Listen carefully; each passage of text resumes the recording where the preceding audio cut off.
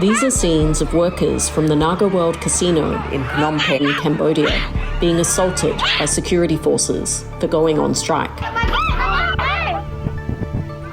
They were also being forced onto buses and abandoned on the outskirts of the city.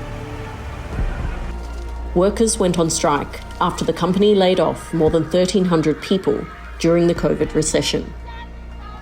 Many of those dismissed were union leaders and activist members, greatly weakening the union. ករណី Naga នេះគឺជាករណីមួយដែលយើងមើលឃើញថាគឺជាការរំលោភបំពានទៅដល់សិទ្ធិការងារយ៉ាងធ្ងន់ធ្ងរពីសំណាក់ដែលនយោជក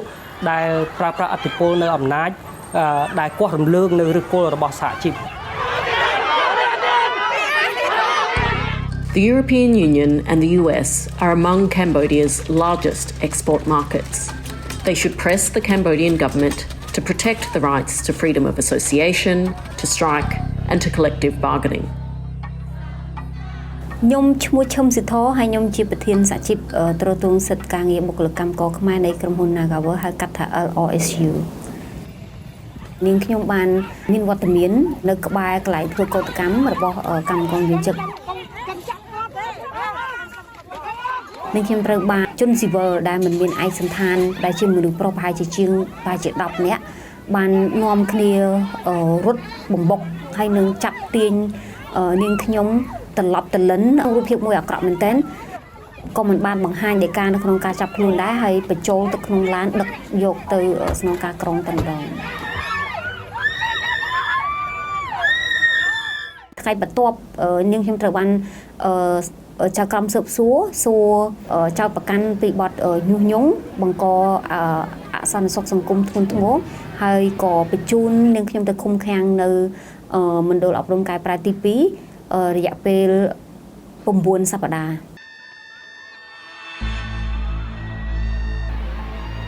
យើងមើលឃើញថាថ្នាក់ដឹកនាំសកម្មជនសហជីពនៅថ្នាក់មូលដ្ឋាន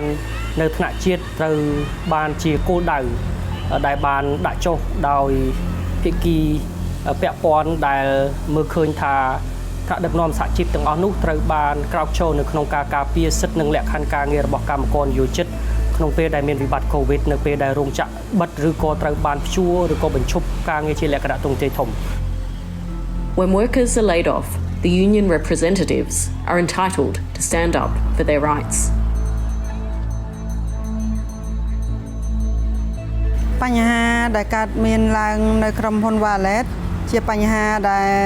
បងប្អូនកម្មករយោជិតទាំងអស់ត្រូវបានប្រឈមទៅនឹងនាយកក្រុមហ៊ុនដែលបានបិទទ្វារឲ្យមិនទូទាត់សំណងជូនបងប្អូនកម្មករយោជិតទៅតាមច្បាប់ស្តីពីការងារពេលដែលខ្ញុំប្រើប្រាស់សិទ្ធិនៅក្នុងនាមជាថ្នាក់ដឹកនាំសហជីពខាងការទូហ្នឹងនៅពេលដែលយើងចុះទៅជួបគ្នាជាមួយសមាជិកបើយើងទៅគាំទ្រសិទ្ធិរបស់កម្មករដែលកំពុងតែចូលរួមនៅក្នុងការធ្វើកោតកម្មយើងឃើញថាក្រុមហ៊ុនបានក្រសួងការងារបានចោទប្រកាន់មកដល់ខ្ញុំក្នុងនាមជាថ្នាក់ដឹកនាំហ្នឹងថាបើសិនណាខ្ញុំបន្តសកម្មភាពនៅក្នុងការគាំទ្រទៅដល់បងប្អូនកម្មករ Wallet នៅក្នុងការធ្វើកោតកម្មបន្តទៀតគេគម្រាមនៅក្នុងការដកលុបបញ្ជីការរបស់ការទូចោលអញ្ចឹងណា